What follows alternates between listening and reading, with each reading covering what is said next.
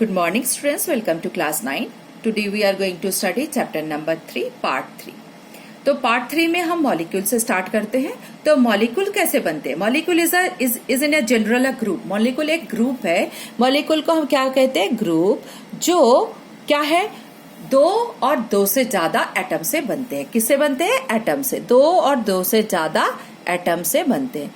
दो से या दो से ज्यादा. ग्रुप ऑफ टू और मोर देन टू. किससे बनते हैं? एटम से. तो एटम से बनते हैं टू और मोर देन टू. जैसे दो एटम ऐसे जुड़ते हैं या तीन एटम जुड़ते हैं, more than two and more than two atoms मिलके मॉलिक्यूल्स बनते हैं. ठीक है.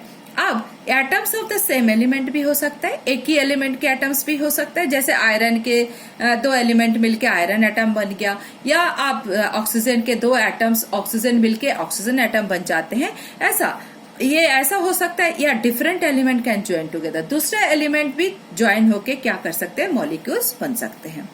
समझ में आया? अब आते हैं मॉलिक्यूल्स ऑफ एलिमेंट. कैसे होता है? The molecules of an element are constituted the same type of atoms.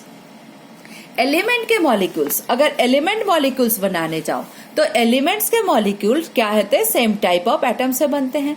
Elements molecule कैसे बनते हैं? सेम टाइप के एटम से, है ना.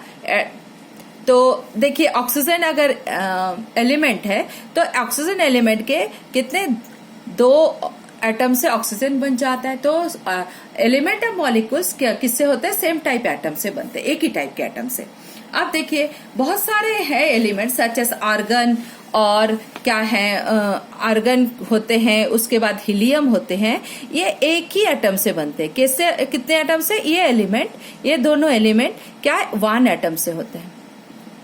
कितने एटम से? One atoms. तो और इन लोग को मोनो एटमिक कहा जाता है. क्या कहा जाता है? Mono atomic. ठीक है, मोनो एटमिक कहा जाता है. अब आते हैं ऑक्सीजन. ऑक्सीजन, जैसे ऑक्सीजन कितने हैं? दो एटम से बनते, टू एटम्स. तो ऑक्सीजन टू एटम से बनते हैं, इसको कहा जाता है डाई एटमिक. दो एटम से बन जाने को कहते हैं डाई एटमिक. ठीक है. अब जैसे ओजोन है, O3 थ्री एटम से बनते हैं, तो ट्राई एटमिक हो जाता है ओजोन, है ना. O3 मतलब ओजोन, ऑक्सीजन मतलब O2. अब देखिए, किसे कहा जाए? The number of atoms constituting molecules is known as atomicity. इसके मतलब जितने नंबर एटम्स मिलते हैं उसको इसके एटमिसिटी कहा जाता है. तो ये मोनो एटमिक, इसके एटमिसिटी 1 है, मोनो एटमिक. डाई एटमिक मतलब एटमिसिटी 2 होगा. ट्राई एटमिक एटमिसिटी 3 होगा. अगर देखिए, अब ये फास्फोरस है, फास्फोरस के 4 है, एटमिसिटी 4 है. और सल्फर के पॉली है, बहुत सारे एटम से सल्फर बनते हैं, तो पॉली एटमिक, है ना. ये आपकी बुक में चार्ट है. पॉली एटमिक होता है सल्फर. समझ में आया? पॉलीएटमिक सल्फर होते हैं. अब आता है molecules of compound. Molecules of element समझ में आया, मॉलिक्यूल समझ में आ गया. अब मॉलिक्यूल्स ऑफ कंपाउंड. कंपाउंड कैसे बनते हैं? मॉलिक्यूल्स ऑफ कंपाउंड बनाने के लिए डेफिनेट प्रोपोर्शन में जुड़ना पड़ता है. क्या जुड़ना पड़ता है? एटम्स ऑफ डिफरेंट एलिमेंट, दो अलग अलग एलिमेंट्स के एटम्स को डेफिनेट प्रोपोर्शन में जुड़ने को हम कहते हैं, ज्वाइन करने को हम कहते हैं कंपाउंड ऑफ एलिमेंट्स, मतलब मॉलिक्यूल्स ऑफ कंपाउंड. किसे कहा जाता है? Molecules of compound. तो अब हम पढ़ेंगे मॉलिक्यूल्स ऑफ कंपाउंड. कंपाउंड में क्या होता है? मैंने कहा डिफरेंट टाइप्स ऑफ एलिमेंट्स के एटम.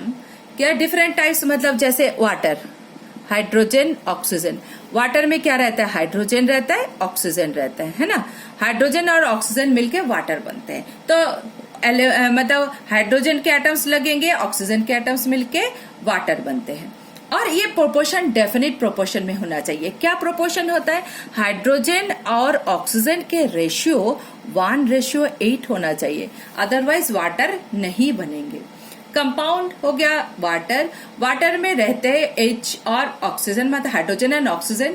इसके रेशियो होना चाहिए 1:8, तब भी वो वाटर बनेगा. दुनिया के कहीं के भी वाटर ले लो, वाटर के वो जो हाइड्रोजन ऑक्सीजन का रेशियो 1:80 होता है, 1:80 होना चाहिए, अदरवाइज वो वाटर नहीं बनते. दूसरा रेशियो देते हो तो वाटर ना बन के दूसरा कुछ बन जाएगा. जैसे अमोनिया NH3, क्या क्या है? नाइट्रोजन है, हाइड्रोजन है। इसके रेशियो क्या हो जाता है, रेशियो हो जाता है 14:3। ठीक है, ये 14:3 में नाइट्रोजन और हाइड्रोजन को मिक्स करने से क्या हो जाएगा, अमोनिया बनते हैं। अब कार्बन डाइऑक्साइड CO2, इसमें क्या होता है, कार्बन और ऑक्सीजन, इसके रेशियो होते हैं 3:8। इस प्रोपोर्शन में मिक्स करने से ही कार्बन डाइऑक्साइड बनते हैं। समझ में आया कंपाउंड कैसे होता है, मॉलिक्यूल्स कंपाउंड, ये समझ में आ गया। अब आयन, आयन किसे कहा जाता है, आयन कहते हैं जैसे कोई भी metals and non metals contain 4 species. ये मेटल्स और नॉन मेटल्स में क्या होता है, 4 स्पीसीज होते हैं। क्या है, मेटल और नॉन मेटल दोनों ही चार्ज होते हैं। कैसे चार्ज होते हैं, क्योंकि मेटल और नॉन मेटल दोनों ही चार्ज होते हैं, इसलिए क्योंकि मेटल में क्या होता है, मेटल में क्या होता है, इलेक्ट्रॉन गिविंग लूज करने की क्षमता होती है, मतलब डोनर होता है, इलेक्ट्रॉन डोनर होता है। क्या डोनर, इलेक्ट्रॉन डोनर, मतलब इलेक्ट्रॉन लूज करते हैं मेटल्स। और नॉन मेटल, ये मेटल लूज कर देते हैं, छोड़ देते हैं, नॉन मेटल एक्सेप्ट करते हैं। क्या करते हैं, एक्सेप्ट करते हैं इलेक्ट्रॉन। और एक्सेप्ट मेटल जब छोड़ देता है तो वो केटायन बन जाता है। क्या बन जाता है, केटायन। और नॉन मेटल एक्सेप्ट करके बन जाता है एनायन। और ये एनायन नेगेटिव चार्ज के होते हैं, केटायन पॉजिटिव चार्ज के होते हैं। क्यों केटायन पॉजिटिव चार्ज के होते हैं, नेगेटिव चार्ज के होते हैं, ये आपको मैं एक बार समझा दूं। जैसे ये क्या होते हैं, इलेक्ट्रॉन के होते हैं सोडियम सपोज, और इसमें नॉन मेटल में हम क्लोरीन ले लेते हैं ना। सोडियम के नंबर ऑफ मतलब एटॉमिक नंबर है 11। तो 11 होने से इलेक्ट्रॉनिक कन्फिगरेशन, इलेक्ट्रॉन और प्रोटॉन नंबर सेम होता है कोई भी मतलब एलिमेंट्स में। तो क्या क्लोरीन के होते हैं 17, इलेक्ट्रॉन नंबर भी 17, प्रोटॉन नंबर भी 17, इसके भी इलेक्ट्रॉन नंबर 11, प्रोटॉन नंबर 11। अब क्या होता है, जब मेटल आयन बनने की कोशिश, तब एक इलेक्ट्रॉन छोड़ता है। एक इलेक्ट्रॉन छोड़ने से इसके इलेक्ट्रॉनिक कंफर्ट 2, 8, 1 होता है। तो ये 1 को वो छोड़ देता है, ये 1 को वो छोड़ देता है, तो क्या हो जाता है 10। और ये इसके प्रोटॉन नंबर 11 है, इलेक्ट्रॉन नंबर अभी हो गया 10। इलेक्ट्रॉन नेगेटिव चार्ज के होते हैं, प्रोटॉन पॉजिटिव चार्ज के होता है। तो प्रोटॉन नंबर ज्यादा हो गया इलेक्ट्रॉन नंबर से, तो सोडियम आयन पॉजिटिव आयन बन जाता है, क्योंकि उसके वो जो एटम होता है, एटम में एक प्रोटॉन ज्यादा हो गया तो प्रोटॉन क्या हो जाता है, सोडियम केटायन बन जाते हैं। क्लोरीन में 17 अगर इलेक्ट्रॉन एक लेता है, क्लोरीन क्या होता है, गेन करता है। तो इलेक्ट्रॉन एक गेन करने से मतलब 7, उसके कॉन्फ़िगरेशन है 2, 8, 7, और वो अगर एक इलेक्ट्रॉन को लेता है तो हो जाता है 2, 8, 8। 288 होने से उसके हो जाता है 18 इलेक्ट्रॉन नंबर। और प्रोटॉन नंबर एज यूजुअल 17 रहता है। तो प्रोटॉन नंबर कम हो जाता है, इलेक्ट्रॉन नंबर ज्यादा हो जाता है। इलेक्ट्रॉन में नेगेटिव के चार्ज को तो होता है, इसलिए क्लोरीन हम क्या लिखते हैं, क्लोरीन माइनस साइन। तो क्लोरीन नेगेटिव चार्ज के होते हैं और सोडियम पॉजिटिव चार्ज के होते हैं, मतलब नॉन मेटल पॉजिटिव होते हैं, केटायन बनते हैं, और नॉन मेटल नेगेटिव बनते हैं। किस लिए बनते हैं, समझ में आ गया। अब आते हैं ये जो मतलब ऐसे बहुत सारे आयन्स होते हैं जिसके चार्जेस, केमिकल फॉर्मूला बनाने के लिए इसमें क्या होता है, वैलेंसी होता है। वैलेंसी मतलब जितने मेटल जितने इलेक्ट्रॉन्स को लूज करते हैं उसको उसके नॉर्मली उसको इसके क्या कहा जाता है, वैलेंसी। और नॉन मेटल जितने लेते हैं मेटल लूज करने उसके वैलेंसी, नॉन मेटल जितने गेन करते हैं उसको उसका वैलेंसी। नॉर्मली ये समझ लो, बाद में आप बहुत कुछ समझोगे। आप देखिए, तो इसमें अगर एक छोड़ते हैं तो एक इलेक्ट्रॉन छोड़ते हैं तो उसके वैलेंसी 1 हो जाता है। जो एक लेता है उसके वैलेंसी 1 हो जाता है। जो 2 लेता है उसके वैलेंसी -2 हो जाता है। जो 1 लेता है उसके -1 हो जाता है। और जो एक छोड़ता है उसके +1 होता है। 2 छोड़ता है तो +2 हो जाता है। 3 छोड़ता है +3 हो जाता है। ऐसे वैलेंसी बढ़ते हैं। ये वैलेंसी आपके बहुत सारे जो एलिमेंट्स है, जैसे सोडियम है, सोडियम, पोटेशियम, सिल्वर, उसके बाद कॉपर, इस सारे के 1 वैलेंसी होते हैं। अब देखिए मैग्नीशियम, कैल्शियम, जिंक, आयरन, ये इसके 2 होते हैं, है ना। अब एल्युमिनियम, आयरन मतलब Fe फेरस फेरिक होते हैं, तो इसलिए 2 और 3 हो जाता है। तो ये 3+ है, ये 2+ है, 1+ है। अब नॉन मेटल में आ जाओ। नॉन मेटल में हाइड्रोजन H+ होता है, खाली हाइड्रोजन प्लस, लेकिन हाइड्राइड हो जाए, हाइड्राइड माइनस हो जाएगा, है ना, 1। अब देखिए क्लोराइड -1, मतलब इसमें सारे 1 बैलेंस ही हो गया। ऑक्साइड के 2 हो जाता है। ऑक्साइड मतलब ऑक्सीजन के होते हैं फर्स्ट सेल में 2, सेकेंड सेल में 6, 8 होता है। 6 मतलब 2 लेने पड़ते हैं 8 बनाने के लिए, तो उसके -2।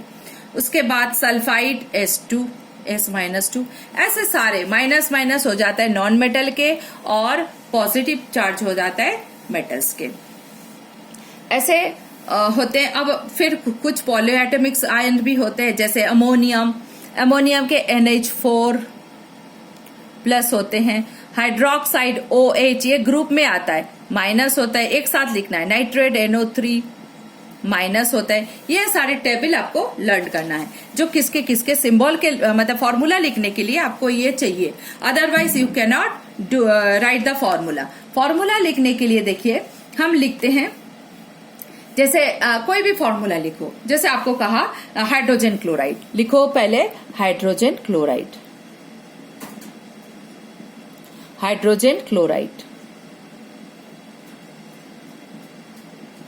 हाइड्रोजन क्लोराइड के फॉर्मूला कैसे लिखोगे?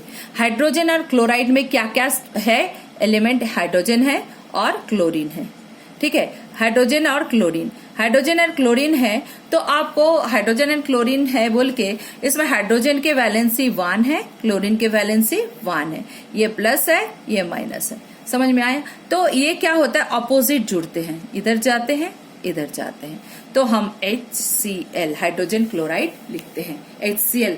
और उसके बाद हाइड्रोजन सल्फाइड, आपके दूसरा है हाइड्रोजन सल्फाइड, हाइड्रोजन H है, सल्फाइड S है। हाइड्रोजन के 1 है, सल्फाइड के 2 है, 1 और 2, इसके साथ ये जुड़ते हैं, इसके साथ ये जुड़ते हैं, तो H2S, है ना। ऐसे फॉर्मूला बनते हैं। तो फॉर्मूला में और भी है, जैसे और है दैट इज मैग्नीशियम क्लोराइड। तो मैग्नीशियम क्लोराइड लिखो, मैग्नीशियम क्लोराइड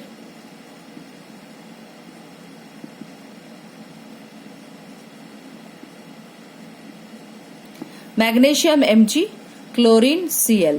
मैग्नीशियम के 2 होते हैं, क्लोरीन के 1 होते हैं। ये प्लस माइनस इधर जाता है, इधर आता है, तो MgCl2 फॉर्मूला आता है। अपोजिट जुड़ते हैं। एक आपको मैं आयन वाला दिखा दूं, जैसे कैल्शियम हाइड्रोक्साइड,